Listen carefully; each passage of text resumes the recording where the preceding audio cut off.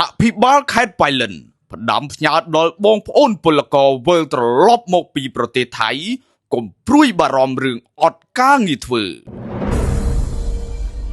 លោកជំទាវបានស្រីមុំអភិបាលខេត្តបៃលិនចុះជួបសំណេះសំណាលជាមួយពលករខ្មែរដែលវិលមកពីប្រទេសថៃតាមច្រកព្រំដែនអន្តរជាតិត្រឡប់ទៅស្រុកកំណើតវិញតាមរយៈរថយន្តក្រុងរបស់រដ្ឋបាលខេត្តដោយឥតគិតថ្លៃនេះបើយោងតាមរដ្ឋបាលខេត្តបៃលិននាថ្ងៃទី25ខែមិថុនានេះលោកជំទាវបានស្រីមុំបានបង្ហាញពីការណែនាំដ៏ច្បាស់លាស់និងជំហានដ៏រឹងមាំរបស់រាជរដ្ឋាភិបាលកម្ពុជាក្នុងការសម្របសម្រួលការវិលត្រឡប់របស់បងប្អូនប្រជាពលរដ្ឋខ្មែរដោយផ្ដល់ជំនួយទាំងស្រុងក្នុងការឆ្លងកាត់ព្រំដែនការស្នាក់នៅបណ្ដោះអាសន្នការហូបចុកការថែទាំព្យាបាលសុខភាពបឋមនិងដឹកជញ្ជូនបងប្អូនពីព្រំដែនត្រឡប់ទៅស្រុកកំណើតវិញដោយឥតគិតថ្លៃជាពិសេសជួយស្វែងរកការងារក្នុងស្រុកជូនពលករខ្មែរទាំងអស់ជាក់ស្ដែងនៅច្រកព្រំដែនអន្តរជាតិព្រំខេត្តបៃលិនក៏មានពលករខ្មែរ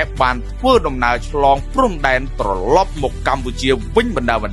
ដោយរដ្ឋបាលខេត្តបានសហការជាមួយក្រសួងការងារបណ្ដុះបណ្ដាលវិជ្ជាជីវៈរៀបចំទីតាំងត្រៀមទទួលបងប្អូនពលករនៅក្បែរព្រំដែនគួរបញ្ជាក់ថាបច្ចុប្បន្នកម្ពុជាខ្វះកម្លាំងពលករជាមធ្យមជាង 70000 នាក់ហើយក្រសួងសេដ្ឋកិច្ចនិងហិរញ្ញវត្ថុក្រសួងស្ថាប័នពាក់ព័ន្ធទាំងអស់ក៏បានត្រៀមលក្ខណៈក្នុងការជួយអន្តរាគមន៍ដល់បងប្អូនពលករខ្មែរវិលត្រឡប់មកពីប្រទេសថៃវិញដោយសម្រួលជីវភាពប្រចាំថ្ងៃតាមរយៈកញ្ចប់អន្តរាគមន៍សេដ្ឋកិច្ចនិងសង្គមគិច្ចមួយចំនួនផងដែរជាមួយគ្នានេះសហគមន៍ធនាគារនៅកម្ពុជានិងសហគមន៍មីក្រូហិរញ្ញវត្ថុកម្ពុជាក៏បានជួយសម្រាលបន្ទុកហិរញ្ញវត្ថុដល់ពលករខ្មែរដែលជាប់ជំពាក់បំណុលជាមួយធនាគារឬគ្រឹះស្ថានមីក្រូហិរញ្ញវត្ថុទៅតាមលទ្ធភាពឬក្នុងមួយរយៈពេលកំណត់ណាមួយដែលអាចធ្វើទៅបាន